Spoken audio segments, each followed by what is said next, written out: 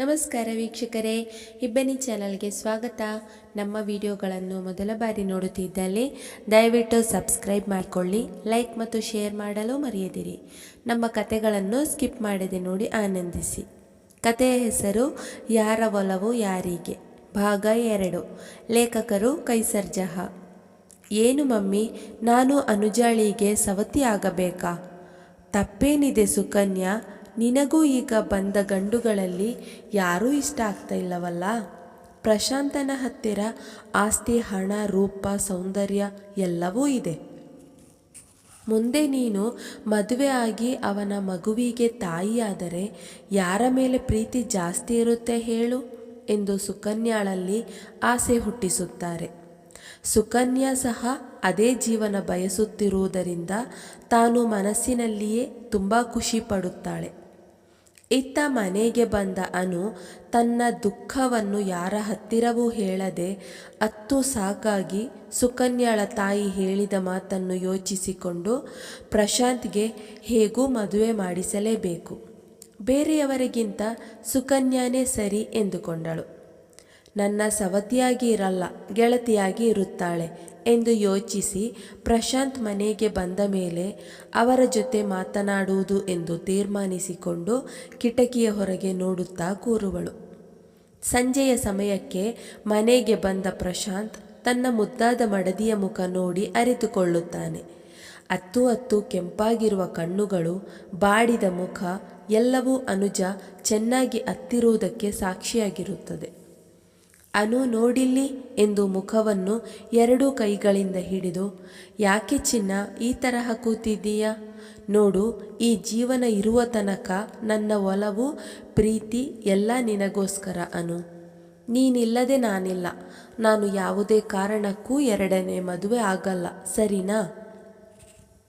ಮಗು ಬೇಕಲ್ಲವಾ? ಸರಿ, ದತ್ತು ಬೇಡ ಅಂದರೆ ಏನಂತೆ? IVF ಇದೆಯಲ್ಲ, ಅದರ ಮುಖಾಂತರ ಮಗುವನ್ನು ಪಡೆಯೋಣ. ಅದು ಬಿಟ್ಟು ನೀನು ಈ ಥರ ಅಳುತ್ತಾ ಇದ್ದರೆ ಆಗುತ್ತಾ? ಪ್ರಶಾಂತ್ ಮಾತಿಗೆ ಖುಷಿಪಟ್ಟ ಅನುಜ ಎದ್ದು ನಿಂತು ತನ್ನ ಇನಿಯನನ್ನು ಆನಂದಿಸಿ ಮುದ್ದು ಮಾಡುತ್ತಾಳೆ.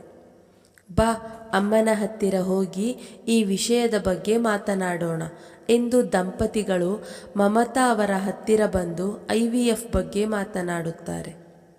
ಮಮತಾ ಅವರು ಸಹ ಖುಷಿಯಿಂದ ಒಪ್ಪಿ ಅನುಜಾಳ ಹತ್ತಿರ ಕ್ಷಮೆ ಕೇಳುತ್ತಾರೆ. ಮರುದಿನ ಡಾಕ್ಟರ್ ಹತ್ತಿರ ಹೋಗುವುದೆಂದು ನಿರ್ಧರಿಸಿ ಒಳ್ಳೆ ಹೈದರಾಬಾದಿನ ಆಸ್ಪತ್ರೆಯಲ್ಲಿ ಅಪಾಯಿಂಟ್ಮೆಂಟ್ ಬುಕ್ ಮಾಡಿರುತ್ತಾರೆ. ಖುಷಿಯಾಗಿ ಇದ್ದ ಅನುಜಾಳಿಗೆ ಸುಕನ್ಯಾಳ ನೆನಪಾಗಿ ಅವಳಿಗೆ ಕಾಲ್ ಮಾಡಿ ವಿಷಯವನ್ನು ತಿಳಿಸುತ್ತಾಳೆ. ಅನುಜಾಳ ಮಾತುಗಳನ್ನು ಕೇಳಿ ಸುಕನ್ಯಾಳಿಗೆ ಬಹಳ ಕೋಪ ಬರುತ್ತೆ. ಅವಳ ಮೇಲೆ ಅಸಹನೆ ಉಂಟಾಗಿ ಮನೆಯ ಎಲ್ಲ ವಸ್ತುಗಳನ್ನು ಚೆಲ್ಲಾಪಿಲ್ಲಿ ಮಾಡುವಳು. ತನ್ನ ತಾಯಿಗೂ ನಡೆದ ವಿಷಯಗಳನ್ನೆಲ್ಲ ತಿಳಿಸಿದಳು. ಎಲ್ಲವೂ ಕೈಯಿಂದ ಜಾರಿ ಹೋಯ್ತಮ್ಮ ಎನ್ನುವಾಗ ಸುಕನ್ಯಾಳ ತಾಯಿ ಅನುಜಾಳಿಗೆ ಪುನಃ ಫೋನ್ ಮಾಡು ಎಂದು ಹೇಳಿ ಕೆಲವು ವಿಷಯಗಳನ್ನು ಅವಳ ಕಿವಿಯಲ್ಲಿ ಹೇಳುತ್ತಾರೆ. ಅವರು ಹೇಳಿದ ವಿಷಯವನ್ನು ಕೇಳಿ ಸುಕನ್ಯಾಳ ಮುಖ ಹೂವಿನ ಹಾಗೆ ಅರಳುತ್ತದೆ. ಅನುಜಾಳಿಗೆ ಕಾಲ್ ಮಾಡಿ ತುಂಬ ಹೊತ್ತು ಮಾತನಾಡಿದ ನಂತರ ಖುಷಿಯಾಗಿ ಹೋಗಿ ಮಲಗುವಳು ಸುಕನ್ಯಾ.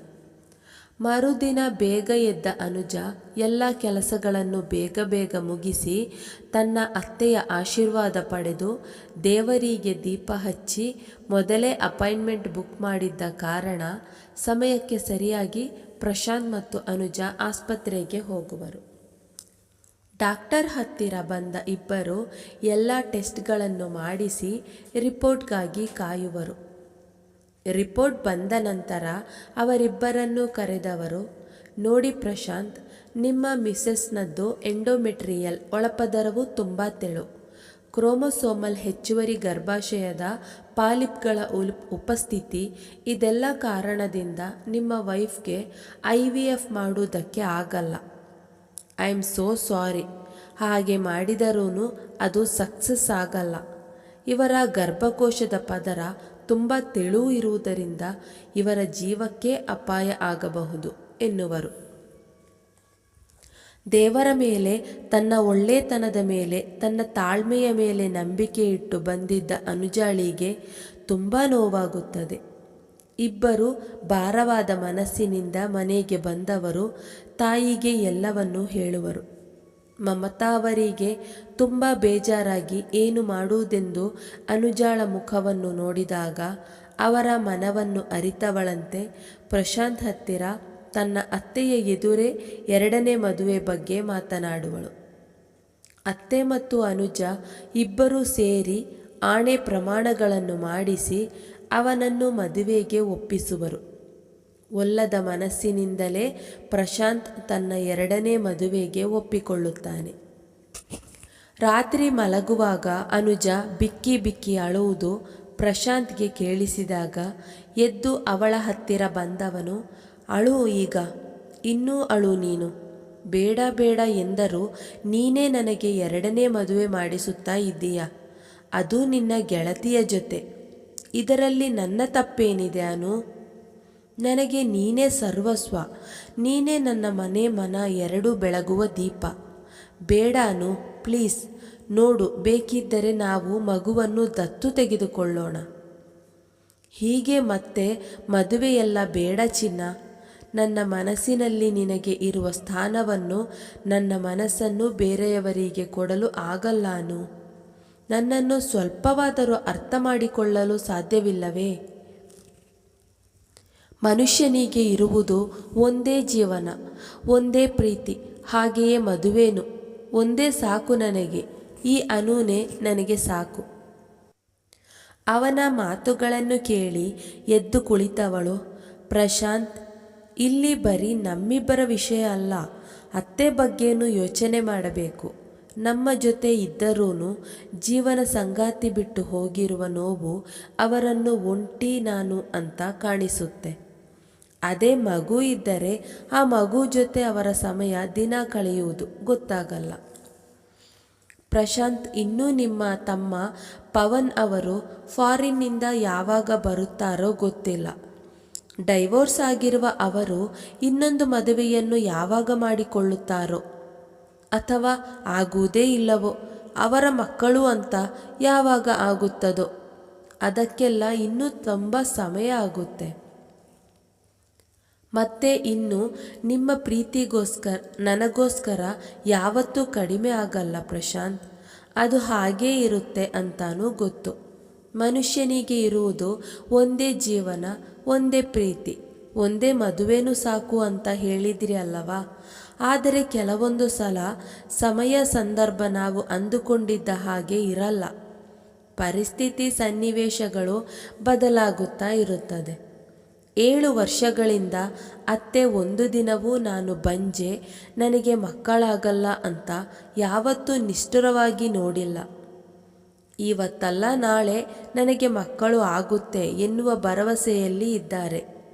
ನನ್ನ ಅವರ ಮಗಳಿಗಿಂತ ಹೆಚ್ಚಾಗಿ ಪ್ರೀತಿಯನ್ನು ಕೊಟ್ಟಿದ್ದಾರೆ. ಅಂಥದ್ದರಲ್ಲಿ ನಾನು ಸ್ವಾರ್ಥಿಯಾಗಬಾರದು ನೋಡಿ. ಬರೀ ನನ್ನ ಬಗ್ಗೆಯೇ ಯೋಚನೆ ಮಾಡಿದರೆ ನನ್ನ ಗಂಡ, ನನ್ನ ಮನೆ ಅಂತ ಈ ನನ್ನ ಮುದ್ದಿನ ಗಂಡನ ತಾಯಿಯವರು ಅನ್ನೋದನ್ನು ನಾನು ಮರೆಯಬಾರದು ಅಲ್ಲವಾ? ಸೊ ಈಗ ನೀವು ಜಾಸ್ತಿ ಯೋಚನೆ ಮಾಡದೆ ಮಲಗಿ, ಆಯ್ತಾ? ಸಾಕು ಯೋಚನೆ ಮಾಡಿದ್ದು ಅಂತ ಹೇಳಿ ಅವನ ತೋಳ ಮೇಲೆ ತನ್ನ ತಲೆಯನ್ನು, ಅವನ ಎದೆಯ ಮೇಲೆ ತನ್ನ ಕೈಯನ್ನು ಇಟ್ಟು ಕಣ್ಣಿನಲ್ಲಿ ನೀರು ತುಂಬಿಕೊಂಡು ಅವನ ತೋಳ ಮೇಲೆ ಕಣ್ಣಹನಿ ಜಾರಿ ಬೀಳದಂತೆ ನೋಡಿಕೊಂಡು I love you so much ಎಂದು ಹೇಳುವಾಗ ಅವಳನ್ನು ಇನ್ನೂ ತನ್ನ ಸನಿಹಕ್ಕೆ ಎಳೆದವನು ಹಣೆಯ ಮೇಲೆ ಮುತ್ತನ್ನಿಟ್ಟು ಐ ಲವ್ ಯು ಟು ಎಂದು ಹೇಳಿ ಮಲಗುತ್ತಾನೆ.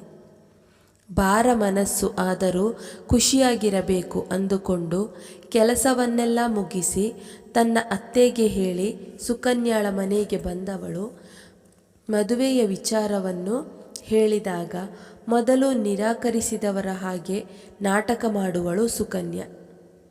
ಅನು ಅವಳನ್ನು ತುಂಬ ಒತ್ತಾಯ ಮಾಡಿದಾಗ ಏನೂ ಗೊತ್ತಿಲ್ಲದ ಮುಗ್ಧಳಂತೆ ಕೊನೆಯದಾಗಿ ತನ್ನ ಒಪ್ಪಿಗೆಯನ್ನು ನೀಡುತ್ತಾಳೆ. ಮದುವೆಯ ದಿನವನ್ನು ನಿಗದಿ ಮಾಡಿ ಹೇಳುವುದಾಗಿ ಅಲ್ಲಿಂದ ತನ್ನ ಅಕ್ಕನ ಮನೆಗೆ ಬಂದವಳು ಎಲ್ಲ ವಿಚಾರವನ್ನು ಹೇಳುತ್ತಾಳೆ. ಅಲ್ಲಿಂದಲೇ ತನ್ನ ತಂದೆ ಮತ್ತು ತಾಯಿಗೂ ಸಹ ಕರೆ ಮಾಡಿ ಹೇಳಿದಾಗ ಎಲ್ಲರಿಗೂ ಆಶ್ಚರ್ಯ ಎನ್ನಿಸಿದರೂ ಸತ್ಯವನ್ನು ಒಪ್ಪಿ ಏನೆಂದು ಹೇಳದೆ ಮೂಕರಾಗುವರು. ಬೆಂಗಳೂರಿನಲ್ಲಿ ಇರುವ ಕಾರಣ ಅವರ ತಂದೆ ತಾಯಿ ನಾವು ಬರುವುದಿಲ್ಲವೆಂದು ಹೇಳಿ ಕರೆಯನ್ನು ಸ್ಥಗಿತಗೊಳಿಸುವರು. ಯಾವ ತಂದೆ ತಾಯಿಯೇ ಆಗಲಿ ತನ್ನ ಮಗಳ ಜೀವನ ಹಾಳಾಗುವುದನ್ನು ನೋಡುವುದಕ್ಕೆ ಇಷ್ಟಪಡುತ್ತಾರಾ? ಇದಕ್ಕೆ ಅನುಜಾಳ ಪೋಷಕರು ಹೊರತಲ್ಲ. ಮನೆಗೆ ಬಂದವಳು ಅತ್ತೆಗೆ ಮದುವೆಯ ದಿನಾಂಕವನ್ನು ನಿಗದಿ ಮಾಡುವುದಕ್ಕೆ ಹೇಳಿ ಮಾರನೆಯ ದಿನ ಸುಕನ್ಯಾಳನ್ನು ಕರೆದುಕೊಂಡು ಬಟ್ಟೆ ಒಡವೆ ಖರೀದಿಗೆ ಹೋಗೋಣ ಅಂತ ಹೇಳುವಳು. ರೂಮಿಗೆ ಬಂದವಳು ರೂಮಿನ ಬಾಗಿಲನ್ನು ಹಾಕಿ ವಾಶ್ರೂಮಿಗೆ ಹೋಗಿ ನೀರನ್ನು ಆನ್ ಮಾಡಿ ಜೋರಾಗಿ ಹೃದಯ ಬೆರೆಯುವಂತೆ ಅಳುವಳು. ಆದರೆ ಏನು ಮಾಡುವುದಕ್ಕೆ ಆಗುವುದಿಲ್ಲ. ಎಲ್ಲ ನನ್ನ ಹಣೆ ಬರಹ ಅಂತ ತಿಳಿದು ತನ್ನನ್ನು ತಾನೇ ಸುಧಾರಿಸಿಕೊಂಡು ಸ್ನಾನ ಮಾಡಿ ಹೊರಬರುವಳು. ಮುಂದುವರಿಯುತ್ತದೆ. ಈ ಕಥೆಯ ಮುಂದಿನ ಸಂಚಿಕೆಯನ್ನು ಮುಂದಿನ ವಿಡಿಯೋದಲ್ಲಿ ಹಾಕಲಾಗುವುದು. ನಿಮ್ಮೆಲ್ಲರ ಪ್ರತಿ ಕಮೆಂಟ್ ನಮಗೆ ಸ್ಫೂರ್ತಿದಾಯಕ. ಪ್ರಿಯ ವೀಕ್ಷಕರೇ, ನಮ್ಮ ಈ ಕಥೆ ಇಷ್ಟವಾಗಿದೆ ಎಂದು ಭಾವಿಸುತ್ತೇವೆ. ಇದೇ ರೀತಿ ಮುಂದಿನ ವಿಡಿಯೋಗಳಿಗಾಗಿ ನಮ್ಮ ಚಾನಲ್ಗೆ ತಪ್ಪದೇ ಸಬ್ಸ್ಕ್ರೈಬ್ ಆಗಿ ಪಕ್ಕದಲ್ಲಿರುವ ಬೆಲ್ಲೈಕನನ್ನು ಪ್ರೆಸ್ ಮಾಡಿ. ಧನ್ಯವಾದಗಳು.